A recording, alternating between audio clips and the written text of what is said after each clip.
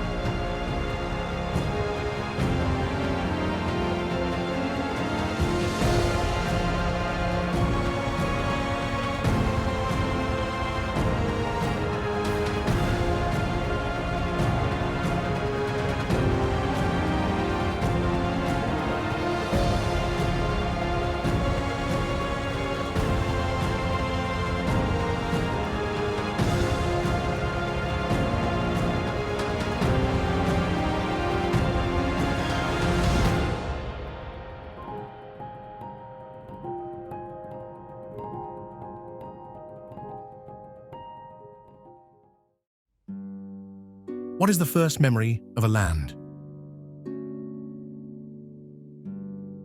Is it written in stone or in the soul of its people? Here in Norway, the two are inseparable. This is a stage set by giants, a land where glaciers carved deep wounds into the earth, creating fjords that swallow the sky. Where mountains, 2/3 of this country, stand as silent, ancient sentinels. It is a landscape that doesn't ask for admiration, but demands respect. And from this came a people forged in silence and strength. The Norwegian character wasn't born in bustling cities, but in the isolated farms, clinging to mountainsides, and in small fishing villages, like this one, battling the might of the sea for a simple catch. It bred a profound independence, a self-reliance that runs as deep as the fjords. And what happens when you put such a people on the water? You get explorers. You get the Vikings. Their spirit of venturing into the unknown, to Iceland, Greenland, even North America, is a direct result of living on the edge of the world, with nowhere to go but forward. That same restless spirit is in the DNA of every Norwegian who looks out at the horizon. But this harshness also created its opposite. A deep need for warmth, for community, for a concept they call coastline. It's the art of creating coziness, a deliberate defense against the long, dark winters. It's why Norway has one of the highest consumptions of coffee and candles in the world. It's the quiet, gentle heart that balances the wild, adventurous soul. And in the whispering forests and among the strangely shaped mountains, the old world still lives. They speak of the trolls, enormous, slow-witted creatures of the earth, who would be turned to stone if caught by the sunlight. Every peculiar stone, every cliff that looks like a face, has a story. It was their way of explaining the unexplainable beauty of their home. It was a world alive with magic. If you stretched out every fjord, every island, every nook and cranny of this coastline, Norway wouldn't have the second longest coastline in the world. It would have the longest, over 100,000 kilometers, more than Canada, more than even all of Africa. This isn't just a country with a coast. This is a country that is a coast. So the first chapter of Norway's story is written here, in the stone and the sea.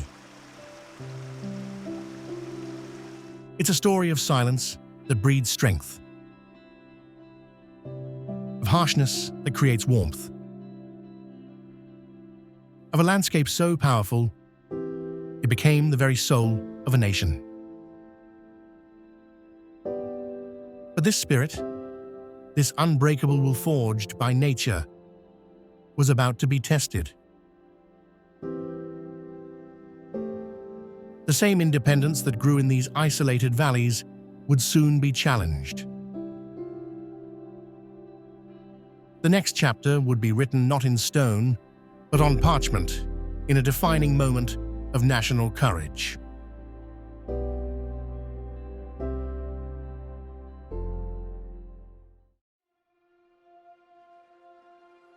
Ice, rock, isolation. For centuries, these elements defined the North. But then, something shifted. A people formerly bound to their fjords didn't just leave. They exploded outward. For 250 years, the Vikings weren't just the mindless barbarians of myth.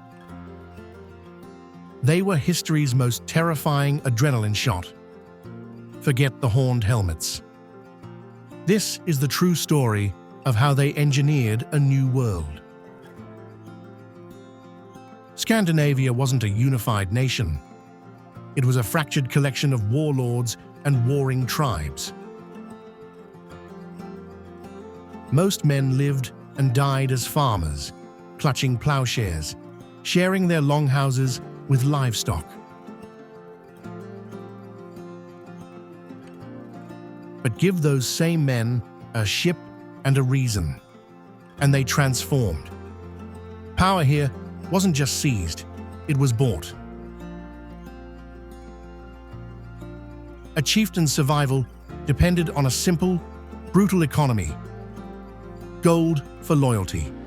If a leader stopped providing plunder, he didn't just lose an election, he lost his head. This was a survival pact. While Europe grew fat, wealthy, and politically fractured in the 8th century, the North grew hungry, and they had a secret weapon, the long ship. Look at the Tune ship, recently analyzed. It's an engineering marvel. It didn't just sail, it hunted. With vessels like this, the ocean wasn't a barrier anymore. It was a highway straight to Europe's unlocked back door.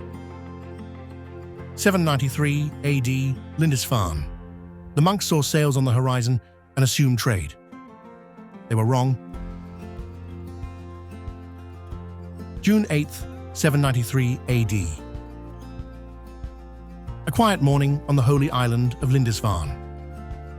Monks awoke to the sound of waves, wind, and distant seabirds, not realizing history was about to change forever. The monastery had stood for over a century. It was a beacon of faith and learning, home to illuminated manuscripts, sacred relics, and peaceful prayer. But from across the North Sea, something new was coming. Long ships, sleek, fast, carved with dragon heads, slicing through the mist. The first recorded Viking raid in England was about to begin. The attackers were seafarers from the north, Scandinavians skilled in navigation, shipbuilding, and survival. Their homelands were rugged with harsh winters and scarce farmland. To them, raiding was not only a way to gain wealth, but also glory and survival. The Anglo-Saxon monks of Lindisfarne never expected such a threat. For centuries, the church had been a place of sanctuary. No army had ever dared to strike so boldly at a holy site. But that morning, the rules changed. The longships reached the shore, the raiders poured onto the beach. Armed with axes, swords, and shields, they stormed the monastery. Gold, silver, and relics were torn from their places. Some monks were killed. Others were dragged away, enslaved, or forced to flee. The sacred ground of Lindisfarne was left in flames. To the people of England, it was unthinkable. One chronicler wrote that fiery dragons were seen flying across the sky before the attack, a sign of divine wrath. A Northumbrian scholar named Alwyn wrote, "The pagans have desecrated God's sanctuary, shed the blood of saints, and trampled their bodies in the temple of God."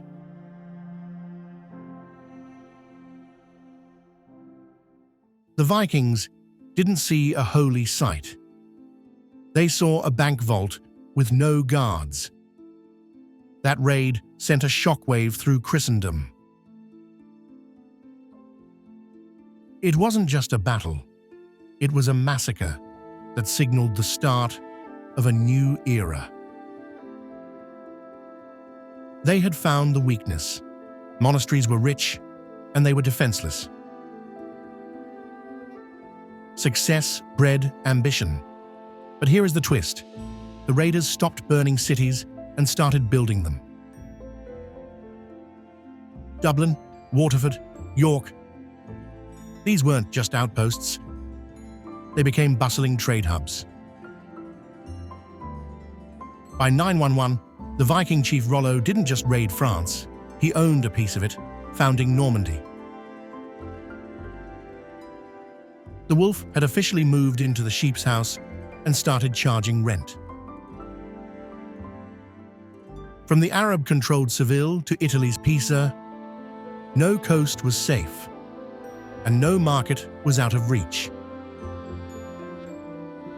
While Danish Vikings looked south, the Norwegians stared into the abyss of the west. Iceland, Greenland, and then the impossible. 500 years before Columbus, Leif Erikson stepped onto North American soil at Lanceau Meadows. They navigated the deadly Atlantic in open boats, driven not by maps, but by sheer, unyielding curiosity. But the greatest threat to the Viking way wasn't a sword, it was a cross. Christianity slowly bled into the north, replacing the old gods. Kings like Harold Bluetooth didn't just convert for faith, they did it for control, building ring forts and unifying the tribes. By 1066, after the battles of Stiklestad and Stamford Bridge, the era of the chaotic, independent raider faded. The farmers returned to the plow, but the world had changed forever. The Viking legacy isn't just in the history books, it's woven into the DNA of the West. They were farmers who became explorers, pagans who shaped modern nations. They remind us of a fundamental truth. With enough courage and a fast enough ship, the unknown isn't something to fear, it's something to conquer.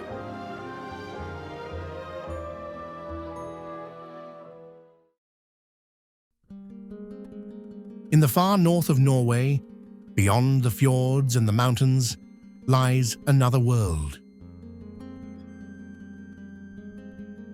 A land of endless horizons and a silence so profound.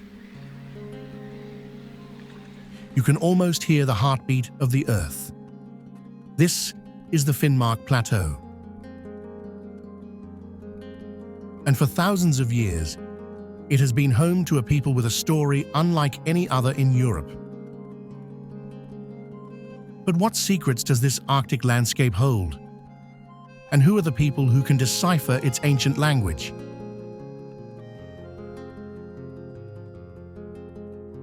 They are the Sami, Europe's last indigenous people. Their connection to this land is not measured in years, but in millennia. It is a bond of spirit, survival, and a culture that has weathered storms both natural and man-made. For the Sami, identity is worn with pride. The traditional costume, the gakti, is a vibrant map of one's home village and family. The colors, the patterns, they all tell a story without a single word. But their culture is more than what meets the eye. It's a deep, animistic belief that everything in nature has a soul. The mountains, the water, the wind. And if nature has a voice, how do you listen? The Sami have an answer. A song that is not just sung, but felt. This is the joik. It is not a song about a person, a place, or a reindeer. A joik is an essence, a spiritual invocation. To joik someone is to capture their very being in sound. It is one of the oldest musical traditions in Europe, and it is the soul of the Sami people. At the core of traditional Sami life is the reindeer. It is not merely livestock, it is sustenance, clothing, and the very rhythm of life. For centuries, the Sami were nomadic, following the great herds on their seasonal migrations. Their entire calendar, their social structure, revolved around the reindeer. This ancient way of life, however, hangs in a delicate balance. How does a centuries-old tradition survive in the modern world? Today, only about 10% of Sami are still connected to reindeer herding.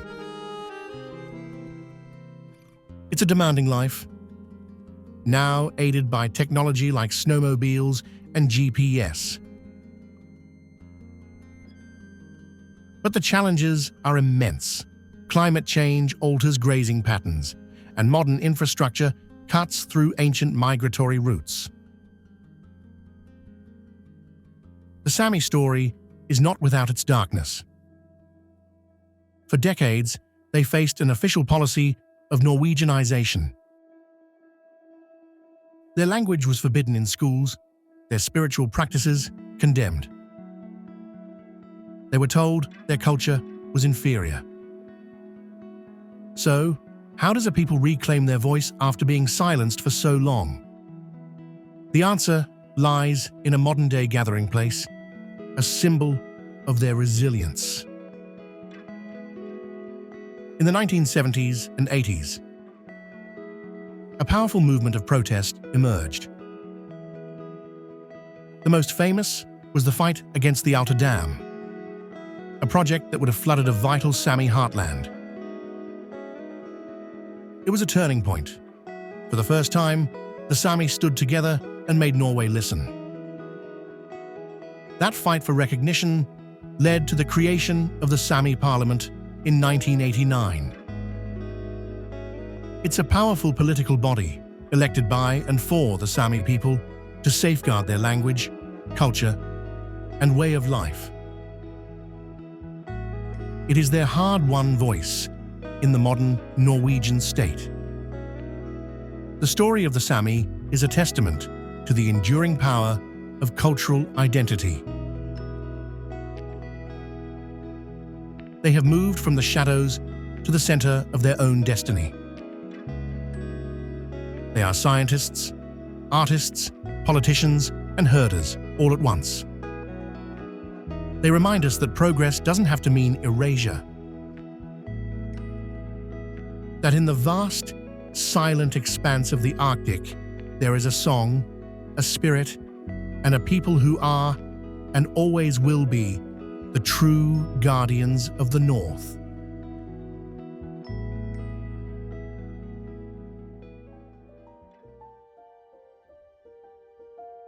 Norway wasn't always the rich, utopian paradise we see today.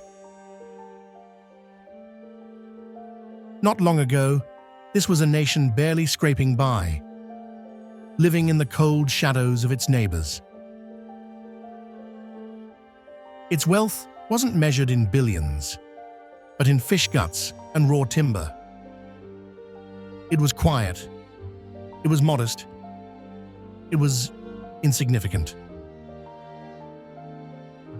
But sleeping beneath the freezing waves of the North Sea was a secret worth trillions. A geological jackpot that would violently transform this quiet society into a global superpower. Ask yourself, what actually happens when a nation of fishermen suddenly wins the biggest lottery in human history? Christmas Eve, 1969. Everything changed. Phillips Petroleum struck black gold at the Ekofisk field, and calling Ekofisk big is an insult. It was a monster. Then came the Troll field, a gas reservoir so colossal it is visible from orbit. Overnight, Norway wasn't just a country anymore. It was an empire sitting on an ocean of liquid cash. With unimaginable riches flowing in, a critical question emerged. How do you spend a fortune without losing your soul? Here is where most nations fail. Usually, this kind of sudden wealth is a curse. It disappears into corruption, flashy skyscrapers, and the pockets of the elite. But Norway, they did something radical. In 1990, they made a choice.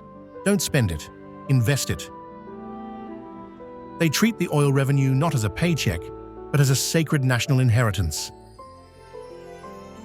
Forget piggy bank. This is a financial fortress. Every single krone generated from oil is funneled into the government pension fund, Global. But here lies the great hypocrisy, or perhaps the genius. Norway is Western Europe's largest oil producer, pumping millions of barrels to the world. Yet, at home, they are aggressively green. The very fund built on fossil fuels is now financing renewable energy. Drive through Oslo, and it's silent. Teslas are everywhere. 98% of their power comes from hydro. They are essentially selling the pollution to the world to buy a clean future for themselves. So, where does this timeline end? Maybe it ends inside a frozen mountain, designed to outlast civilization itself. Deep in the Arctic archipelago of Svalbard, Norway built the global seed vault. The Doomsday Vault. It guards humanity's agricultural history against catastrophe.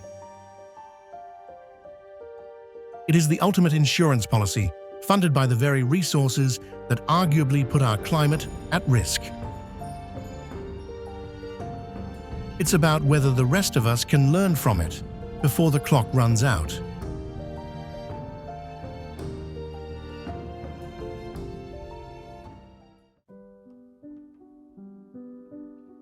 To truly understand Norwegian culture, you must first respect the geography.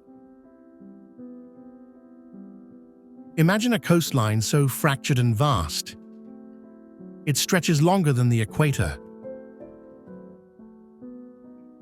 Here, the freezing sea isn't just a pantry, it is the master. This relationship with the ocean isn't just about food, it is about resilience. For centuries, fish wasn't a menu option, it was the only line between survival and starvation. Enter stockfish. For over 1,000 years, Arctic winds have turned cod into nourishment hard enough to build houses with. It's a delicacy that fueled Viking voyages. But that's the easy part. The real test of courage is rackfisk. Trout, salted and fermented for months in its own juices. The smell? It's aggressive. A pungent assault on the senses that you don't just smell, you feel. Yet to survive that brutal cold, Norwegians mastered the art of psychological warmth. They call it koselig. Don't confuse it with just being cozy. It is the unofficial national religion. Koselig is a deliberate defense mechanism against the dark. It's the glow of candlelight when the sun hasn't risen for weeks. It's not just drinking cocoa. It's the conscious act of creating safety and connection in a world that is often freezing and hostile. This obsession with quality extends to the concrete jungle. Cities like Oslo or Bergen aren't just clean. They are curated. They are modern hubs where the silent, menacing power of ancient Viking ships sits just blocks away from the existential anxiety of Munch's The Scream. It's a society that honors its violent past while building a sleek, frictionless future. But here is the paradox. Norwegians possess some of the highest standards of living on Earth. Yet the moment Friday arrives, they run from it. They crave friluftsliv, the free air life. Over 40% own a remote cabin, often trading their luxury apartments for huts with no electricity or running water.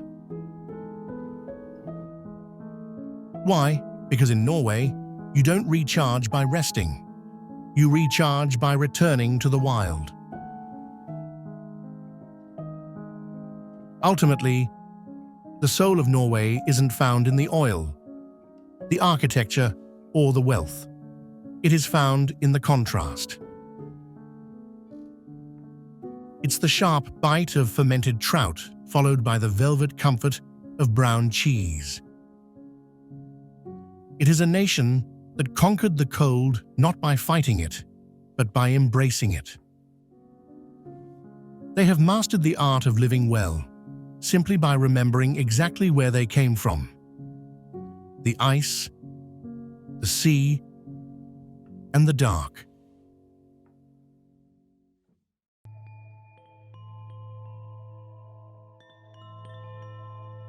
In the deep forests of Norway, when the mist rolls in and the light fades, the stories say the landscape itself begins to change. The rocks you passed by day are said to be sleeping trolls by night, creatures so ancient. They turn to stone at the first touch of sunlight. But are these just fairy tales to frighten children? Or do these legends of hidden folk and giant beings hold a deeper key to understanding the Norwegian psyche? Look at these landscapes.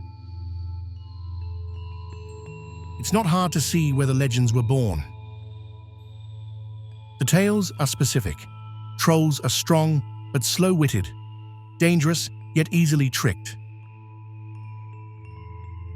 They represent the untamable, raw power of nature itself, a force that Norwegians have both battled and respected for millennia.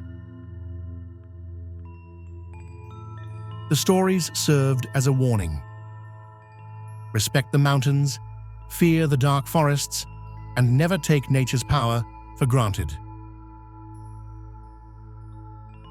Have the trolls finally been banished by electric light and technology? Not at all. The mythical world is woven into the very fabric of modern Norway. It lives on in the names of companies, in the art of Edvard Grieg's In the Hall of the Mountain King. And in the stories parents still tell their children. The troll has evolved from a monster under the bed to a beloved, if slightly clumsy, national mascot. It's a comforting link to a more mysterious past. But today, Norway faces a new, very real mythological scale threat, and this one cannot be outsmarted like a storybook troll. Today, scientists warn of a different, man-made endgame: climate change. And here lies Norway's greatest modern paradox. A nation whose incredible wealth comes from the very fossil fuels that contribute to the problem. This is the new epic battle for the Norwegian soul. It's a conflict between the guardian of nature, a role written into their ancient myths and their modern identity, and the practical benefits of being an energy giant. The story of Norway is a cycle, much like its seasons of endless light and perpetual dark. It began with tales of trolls, a way to explain and personify the overwhelming power of the natural world. That deep, fundamental respect for nature never disappeared. It simply evolved. It fueled the spirit of explorers like Fridtjof Nansen and Roald Amundsen. It inspired the fierce protection of their land during World War II. And it now fuels the complex, critical debate about their future. The trolls may be stone, but the lesson they taught is alive, that nature is the true, eternal force. The challenge for modern Norway is no longer to explain that force with stories, but to protect it with action. Their next chapter is not being written in myth, but in the choices they make today, ensuring the magic of their land endures for generations yet to come.